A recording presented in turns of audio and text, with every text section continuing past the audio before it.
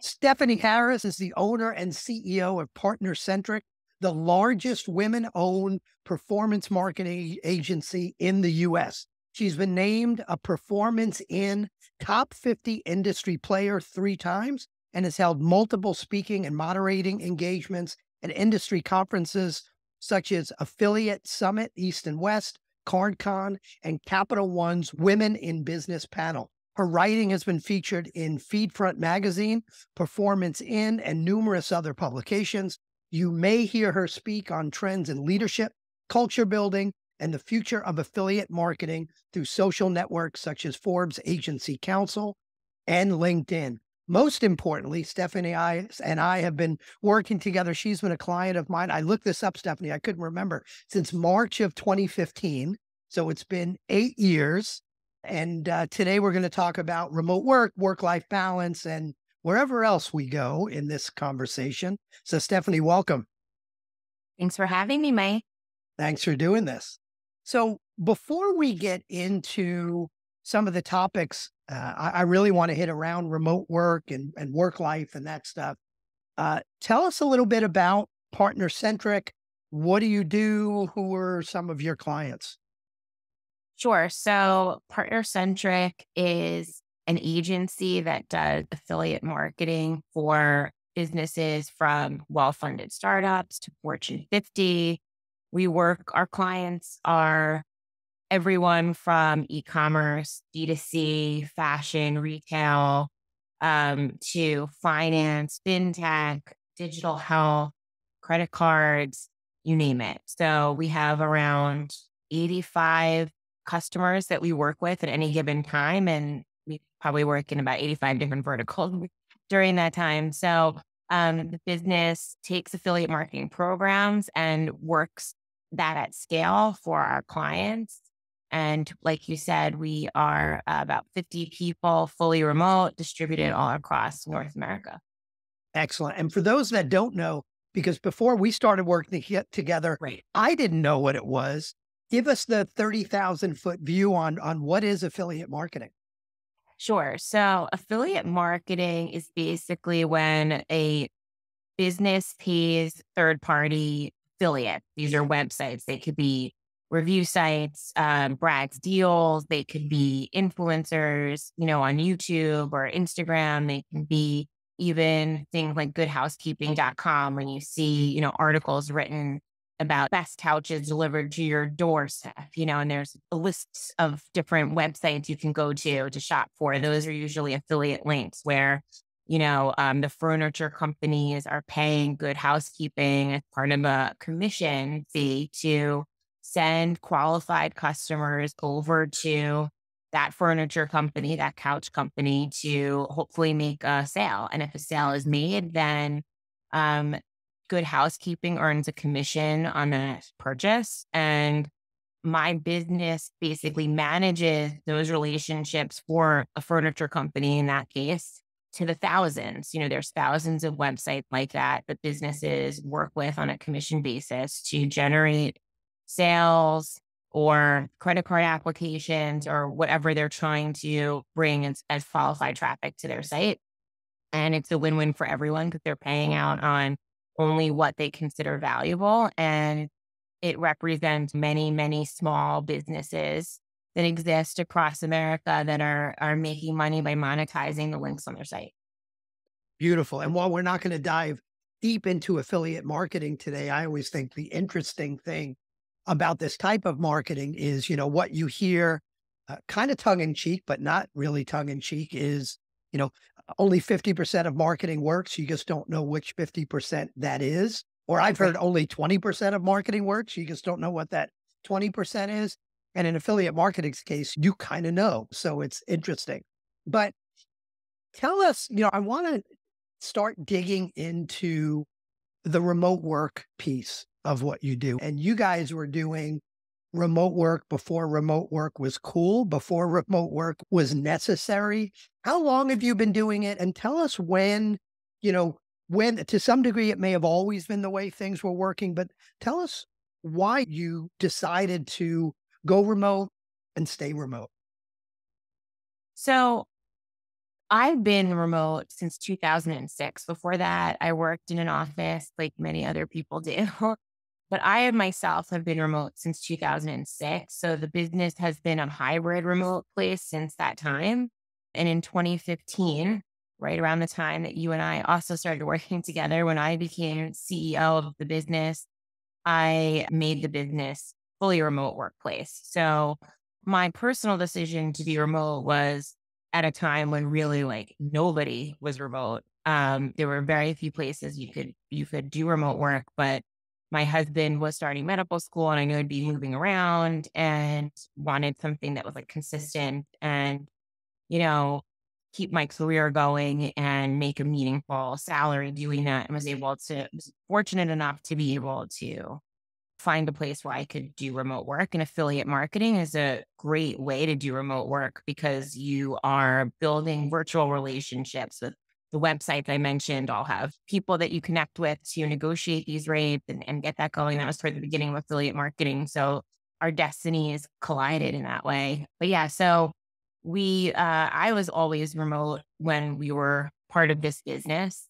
The office that was in Austin was, a place where more like junior level people worked.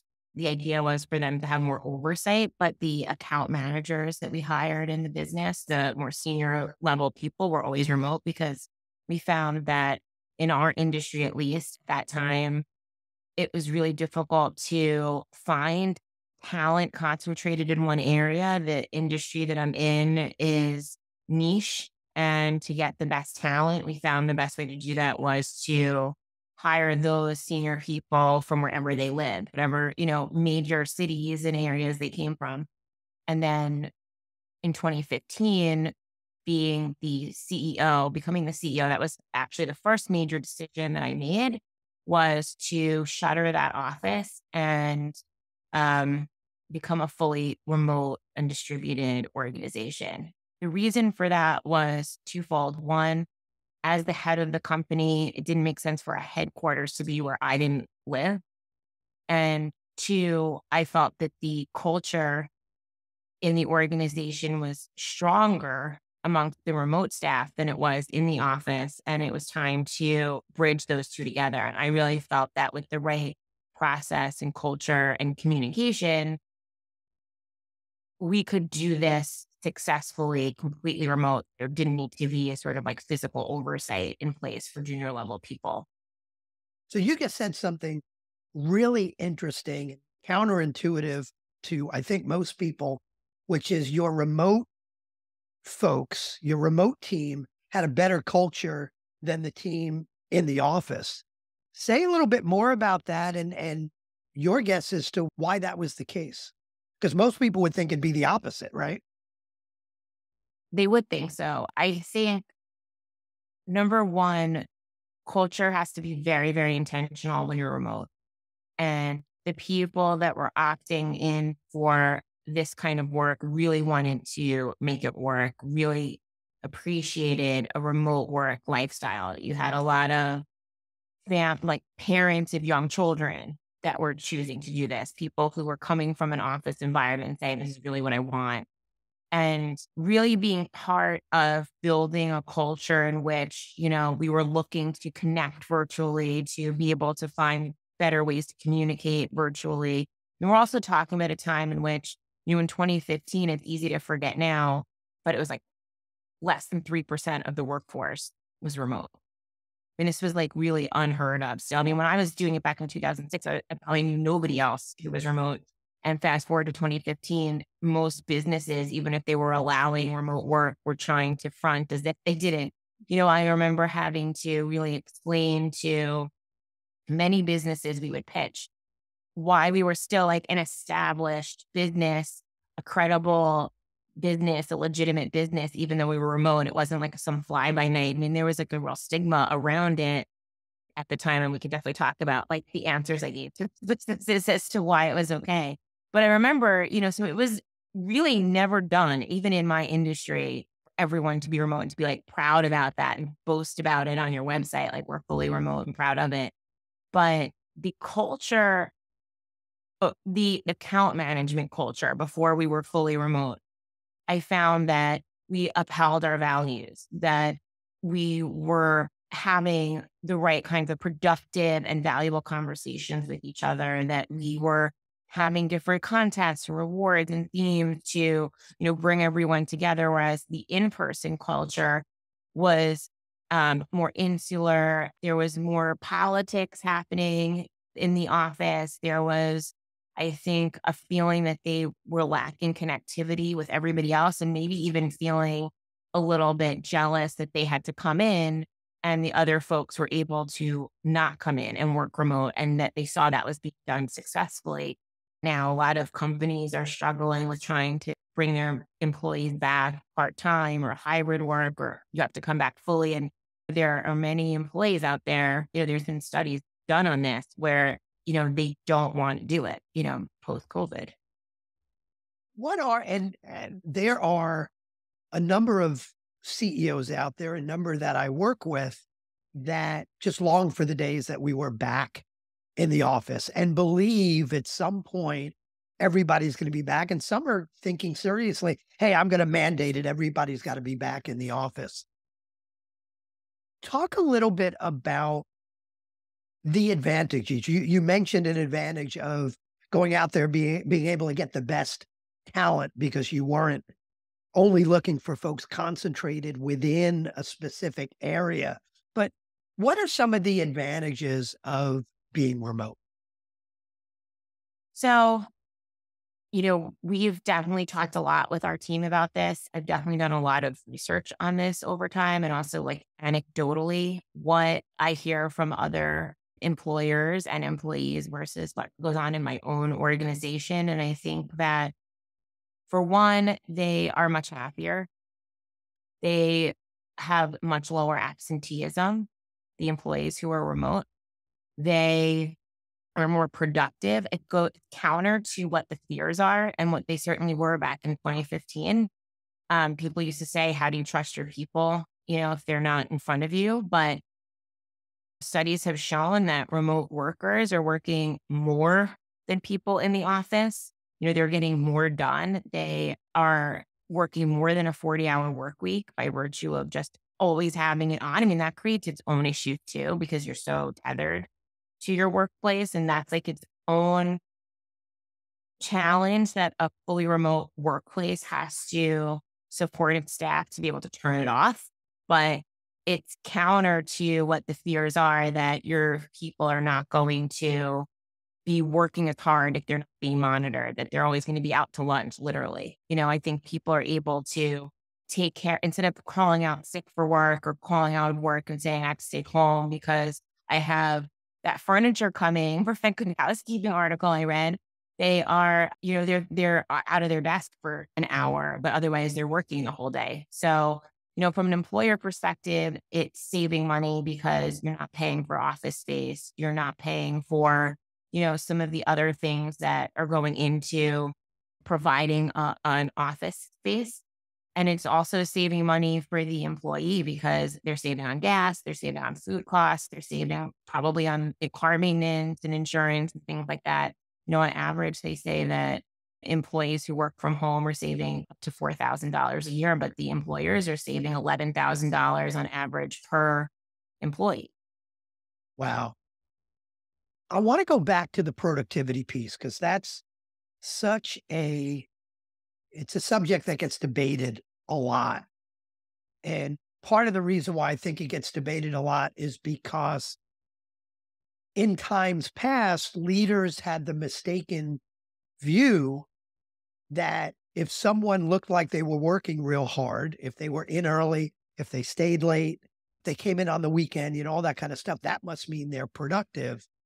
And when folks are remote, you don't see that. You see when I can't get in touch with them. Why? And then, oh, I had to take my kid to the doctor. Oh God, they're not being productive. So I understand what all the studies say, but how do you know? How do you gauge someone's productivity when they're not right there in front of you for you to see it? That's a great question. I think that people know when they're not giving it their all, whether they're in the office or at home. To your point, you can tell when they're like not as available. You can tell when they're not responding as quickly as they should be. And obviously, there's like instant messaging, there's Slack, there's these, Microsoft Teams, there's different technologies that have evolved along with remote work where you can constantly be in touch with each other. And you may not want to always be in touch with each other. People need deep work, they need time to work, and they should be disconnected if they're working. But we treat our people like adults. Um, they're either servicing clients, they're in communication with clients and doing work on their behalf. They're working with other team members. It's really very apparent to us when someone isn't a fit for remote work because they are not held accountable. They're not holding themselves accountable for the work that they have. And that's just the same in an in-office environment where, I know when I worked in an office, there were definitely many hours that were spent. You could be on your computer and look like you're working, but maybe you're looking at stuff that isn't even related to work. I mean, the same thing can happen at home, but just like any other job, you have deliverables, you have outcomes that need to be hit, you have satisfaction metrics, and you have to be available. And if you're not, then you need to make that decision to either coach that person up or separate from them. It's just like in person. But it sounds like that one of the keys is having those measures so you could actually measure productivity versus needing to see that someone is busy or is making believe they're busy. Right. The measures are really important. We make sure that, as we have grown as an organization and evolved, so has the technology has evolved. If you think about Zoom had like just recently opened when we became fully remote, and a lot of our meetings were still conference calls, never a video meeting, never, we still will do our like all hands meeting on Slack most weeks. But we do make sure that we have touch points with our team as a whole each week. But they also have video meeting with their account manager, with their managers every week, and they also have meetings with their team that they are sort of. I'm trying to think of the word. Uh, The team that Vertical too. It's okay. about their colleagues. They have meetings with their colleagues, and um, interesting thing about having more of the meetings on video, and I know there's like a lot of back and forth about like Zoom fatigue and all the other things, but I find that the enhancements to technology since 2015 has actually made it even more accountable to be remote because we can see who's engaged in the conversation, who is leaned in, who is participating. We can see each other every week. It feels so much more connected. Yeah. You talked a little bit earlier about needing to be intentional about culture when you were talking about when you did have folks in the Austin office working together and a bunch of folks remote. So when it comes to being intentional about culture, I want to hit on a number of things, but you mentioned values. Talk a little bit about your values as a company. What does that mean to you? Because a lot of companies use the word values and it looks great on a website, but it's more marketing than anything else. I know for you and your team, your values are a lot more than just a page on the website that looks good. So what are those values? Kind of how do you define it and how do you use them to create a more intentional culture? So our values are how we define the way we want to behave and we want the other people in the organization to behave. These are the things that are most important to us, but the way we go about doing our work, the way we go about communicating, the way we go about showing up at PartnerCentric. So we have 4 values: professional intimacy, innovation, expertise, responsibility. The values were created, actually, we developed them about a year before we became remote. It was really crucial to have them when we became remote because it's not only things we live by, but we fire by them. And, I mentioned that there were a lot of politics and stuff in the in-office environment. And some of that behavior even carries on when you become fully remote, but it's much clearer to see it when that happens. And, you know, it becomes very clear if someone's violating one of those values that you need to separate from that, that person. That's part of maintaining a culture.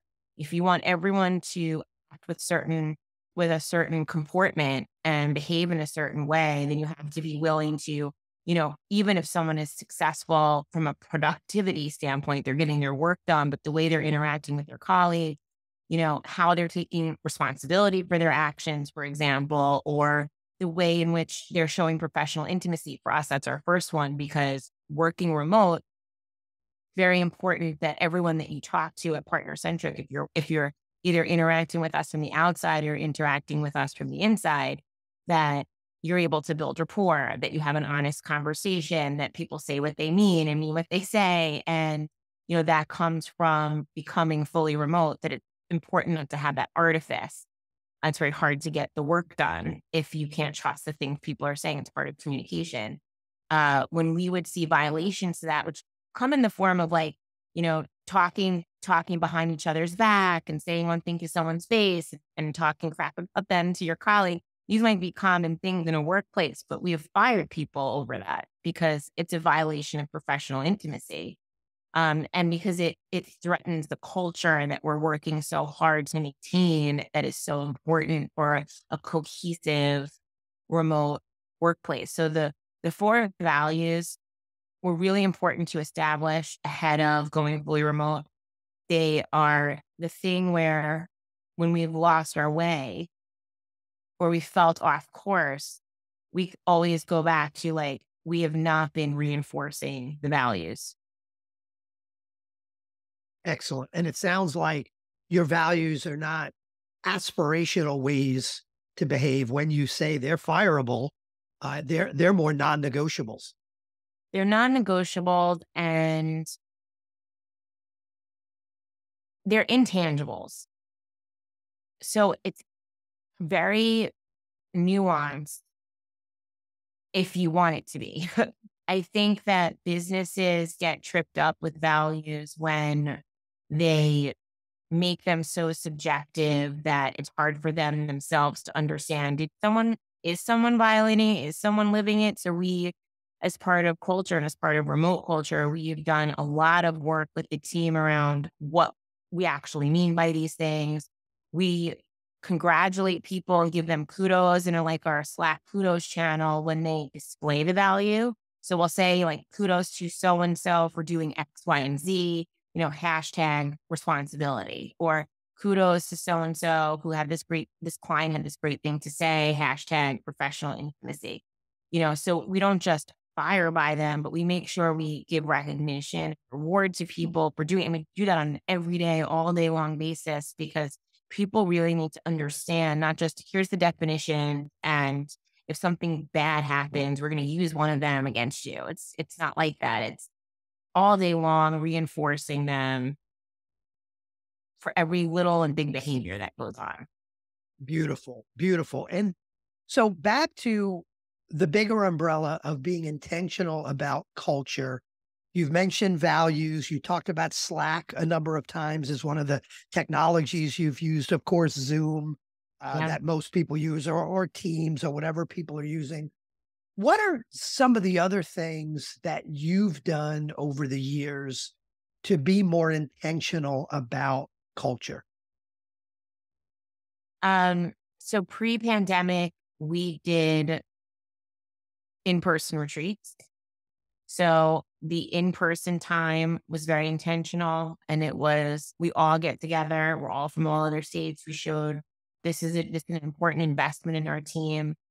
Post-pandemic, we did virtual retreats. So we've used these like different virtual game companies and game shows and scavenger hunts and these other things to, every 6 months, starting with like 2 months after COVID, which was like a real like disaster of a time for everybody. But like, here we are, like, we're not going to miss our retreat time. So like, we're going to do it. And we spend like a full day, split between 2 days doing team bonding. Like we did a like a paint art class. We did an art class where everyone painted something. We showed it to the cameras and whatever. And we've done things like when we do our themes, we do a theme each quarter. We've utilized different technologies. We'll do it's not called Secret Santa. We call it like Thankful for You, just to make sure we're inclusive of everything and everyone. We do it around Thanksgiving, and we utilize one of these fairs that allow you to put everyone on the team's names in. They get automatically matched with someone else on the team blindly, and they put in a wish list of items that they would want to get purchased for them and why. They get clues with each other, like sort of like a Secret Santa type thing. And the company sponsors each person to purchase something on behalf of, their Secret Santa thing. And then we do like a big like reveal during one of our like post Thanksgiving retreats where we do like everyone unwraps something at the same time and they find out who gave it to them. And so we use those technologies. I mentioned Slack, I mentioned Zoom. We also use something called Metronome, which you introduced us to, where all of our goals go. So the company goals are in there. The individuals have their own goals that are in there, and everyone can see how everyone else is doing. Like they can view mine as CEO and how I'm doing against my goals, which is like in real time. Sometimes it's red, sometimes it's yellow, sometimes it's green. Green is great, red is not great. Red is like I'm way off, but I can also see anyone else's. We're very transparent that way. The company numbers are in Metronome, in a one-page plan of this is what we're going to do this year. These are our goals. This is what we did last quarter. So everything, we try to make everything very transparent because one of the things in a remote culture, maybe even more so than in person, is if you don't overly communicate when things are good, when things are bad, you're not sure, people worry. They don't have the opportunities to go to a water cooler and ask people that they may not want to type out, and have it as here's proof that I've said this concern or this worry. They're not sharing things that way unless they're intentionally wanting to share it, but they need to know how things are going at all times because it's the sort of environment where you can, if you don't have a strong remote culture, feel very isolated. That's one of the criticisms of it if you don't do it well. So we over communicate. Our people feel very connected. So it sounds like the theme, which is really interesting, the theme is almost because creating a culture in a remote work environment is harder. It forces you to be more intentional, work harder at it. And the result is you've been able to create a stronger culture by Yes. doing that. And I think that is such an important lesson for others to hear that instead of saying, this is hard, so we're not going to do it, or this is hard, so we're going to force everybody to come back to work, even though half the staff is going to hate us for it. Half will love us for it, but half will hate us for it. It is harder. So do it and you can create a stronger culture. So really important lesson. I want to shift gears a little bit. And I say a little bit because there's definitely, I'm sure, some overlap here. But the other theme, Stephanie, when I think about you and the work you've done is, being a mom, to Mhm. young children and making that work.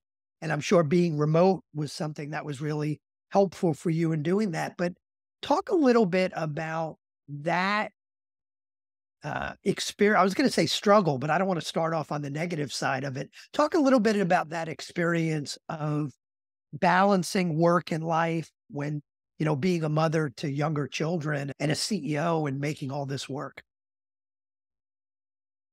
So that's a big loaded question. Making it all work. It depends on the day that you ask. Um, when I met you, I had just had my third. I have four children, as you know. I had just had my third. One of the reasons why I love this job so much is, and why I'm a big advocate for it, not just working remote, but also the type of marketing that I'm in. And I alluded to this before, is I think it's very conducive to a work-life balance. So affiliate marketing, you are you're using all these relationship based skills, negotiation skills, strategy, business. It's a great job for utilizing all kinds of different, people skills, and business skills. And you're doing that with other people who might be living 3,000, 5,000, 10,000 miles away, whatever it is, all over the world on behalf of these really big, exciting brands. And it is very conducive for working from home because they're virtual relationships, but you get a lot of satisfaction from seeing them flourish and seeing these businesses make meaningful contributions to their top and bottom line through the work that you're doing. That's what kind of being an affiliate manager is. And that's how I got my start. That's when I started working remote. Um, but when I was having my family and having my kids, and my husband was in medical school, and then we were moving for residency, and then we were moving for his first job, because obviously his work is not remote and he has to be in person. Um, it was great that I was able to provide that consistent um, salary for my family. I was like the major breadwinner for the first, 10 or 11 years of our marriage. I was able to do that without taking any pause in my career at all, whether moving or having children or taking, I took a couple of weeks off having each child and got right back to it. But I was able to be home with my babies. I needed childcare, but I was having that in the room next to me. And I was able to, nurse when I needed to nurse. I was able to come in and give lunch when I wanted to do that. Or I was able to, now that they're older, I'm able to go to things at nursery school or go to things, the school play. Sometimes the schools don't care when both parents work and they have things at, 9:30 in the morning, as long as, to our earlier conversation, you're getting everything done that you need to do and you're setting the expectations for those around you. Like, I'd like to have this time to go do this thing. We're all very, at PartnerCentric, we're very empathetic and sympathetic to work-life balance because we're all doing that. We're all trying to make it all work, and for me, as the CEO and then owning the business, that was its own transition. That all was in real stark relief at the beginning of COVID. COVID was a very humbling time. A lot of people said to me, like, oh, it must have been no problem for you guys. You were already remote. You didn't have to figure that out. And in some ways, that was true because we had already been set up to do this. And in some ways, it made a lot of things easier because all the businesses that we work with suddenly were working the same way we were. And I didn't have this like thing of trying to explain why we're remote. And we were all having Zoom meetings from our home. And it felt great to be in kinship with everybody else that we were working with. That part has been great. But there were struggles. Look, when you have most of your staff be the parents of young children and COVID hit, suddenly they couldn't count on school and their other, daycares and people that were coming into their home to watch their kids. And so we were just like everybody else, having our kids come in while we're working, having our kids, chime in on a conference call. And now I think all of that has gotten back, but we're still doing the remote thing because it's how we want to live our lives. And you spend most of your waking hours at work. And we want that to be, and it's very important to me that the work has to integrate with the rest of your life. Before we start to wrap up, I want to focus a little bit on the leadership team, which, of course, is the whole theme of this show. How have you built a strong culture, a strong team when you think about you and your direct reports on that leadership team? What have you done? And this could be specific to working remotely, or it may just be general, general thoughts on what you've done. But what have you done to create a strong leadership team? So my leadership team and I, many of us have been together for a long time, as you know. And actually I was asked recently, like, what does that look like? Like, how do you work with people? How do you keep them engaged? How do you stay engaged if you're working with some people for 10, with my COO, it's been 10 years. With, someone else on the leadership team, it's been 15 years, which is a long time in any industry, let alone this one. This comes back to the first value, which is professional intimacy, because I have to believe what they say and they have to believe what I say. I have to follow through with the things they say I'm going to do, and they do as well. And it builds trust. It all starts with trust. I have to trust that these are my trusted advisors and that they are going to tell me what I need to hear to make the best decisions, and vice versa. And it goes both ways. So that's the foundation that it all starts with, that the people that surround me on the leadership team, that we have strong communication, strong trust, and that it's not just based on something that happened 10 years ago, but it's an ongoing demonstration. You know, if I say something to them, I make sure I follow through on it. If I can't for some reason, I make sure I over communicate, over explain. And with the leadership team, it's important that, we just got together again for the first time in person, all of us together since COVID back in January. And it's like, the remote thing works because you feel like you've been seeing these people every day anyway. We are constantly in communication. So you pick up like you never left, but it's important to get that FaceTime once in a while to talk about like the bigger, heavier things as a small group, because you're leading so many people. And to all get on one page, and I really treasure that time. But in terms of building that team, I think that like any relationship, any hopefully long-term relationship where you have your ups and your downs, but you want to surround yourself with people that you want to be in a foxhole with, that are going to have your back, that you're going to have their back. Um, it's very difficult when you bring someone new in. How is it really going to go when the chips are down? Like when things are not going well, that's when you really see what people are made of. And I think COVID really highlighted that a lot for a lot of people. But we were having 2-a-days during that time. We were meeting an hour in the morning and an hour in the afternoon, an hour in the morning, an hour in the afternoon for a month. And, you know, I was so proud of the leadership team and how we came together. And I think that if other business leaders listening to this are thinking about the kind of team they want around them, you want people who can take you into your future. You want people who can evolve and who have a growth mindset to learn. Because if you're together a long time, you have to learn, you have to grow together. You have to learn these new skills. But if they're willing to do that and they're putting in the work and they're people that you want to be in the foxhole with, I think that's a winning formula. And one of the things, Stephanie, I've always respected about you is more so than most leaders I've worked with, whether it's the leadership team or anybody else on the extended team, you haven't shied away from making the tough decisions if someone is not the right fit for the team. So I think that is so important as well.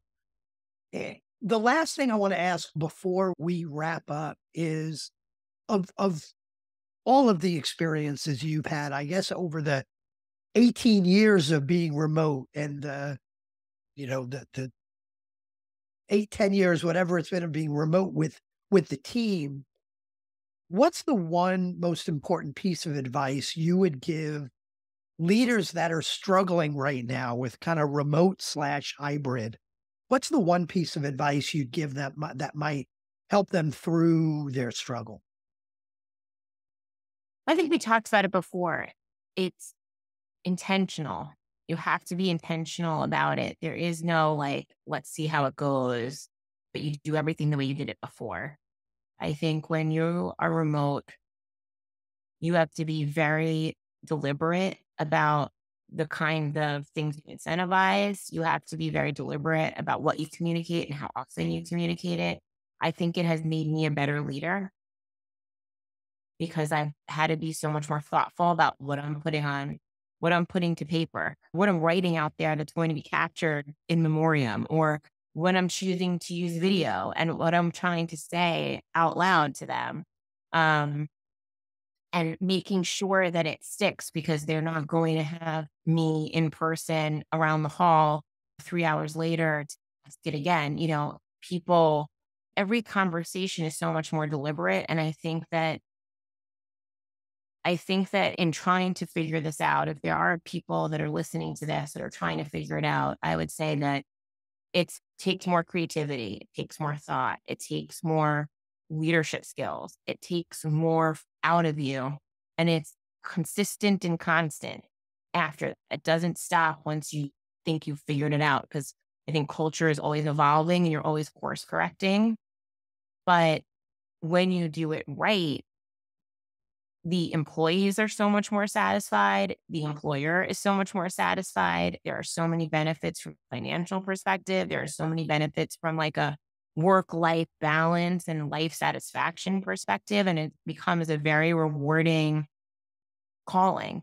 For me, I feel like from the beginning, I was providing the kind of life that I've always wanted for other people. And I think that that is its own, you know, righteous path to go on. That is so powerful, providing the life you've always wanted for other people. I love Yeah. that. That's got to go in quotes on a social media post somewhere. I love it. So, Stephanie, if someone wants to find out more about PartnerCentric, what you guys do, whether you can help them, where should they go? Sure. So we have a website, partnercentric.com, PartnerCentric. That's a mouthful. I am Stephanie at partnercentric.com. It's pretty easy to remember. Stephanie with a PH if you want to talk with me directly. Um, yeah. Beautiful. Well, hey, thanks so much for doing this incredibly powerful stuff. Thanks for having me, Mike.